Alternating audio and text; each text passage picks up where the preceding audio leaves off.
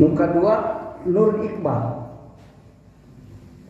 Nur iqbal teh nur madep ka Allah. Kumaha nu jadi sabab ikhlas. Tah, lamun tos aya nur iqbal eta nu ibadah ikhlas.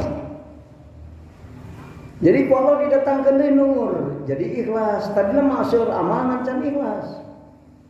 Datang deui nur termeni kadua, nur iqbal jadi ikhlas. Madepna ka Allah. Tadina mah tujuan ke mana-mana.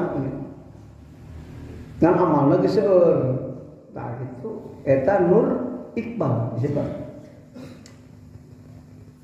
Jadi ikhlas dina amal.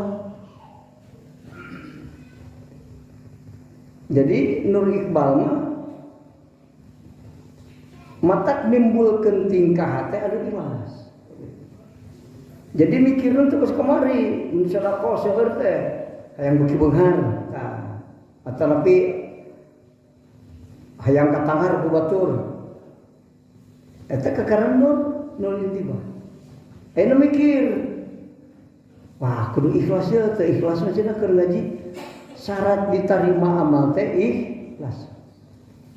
Ikhlas teh bahasa tarekat mah sidik ubudiyah.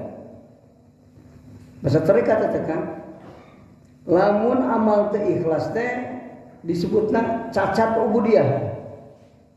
Salah tujuan hati. Itu salah tujuan hati.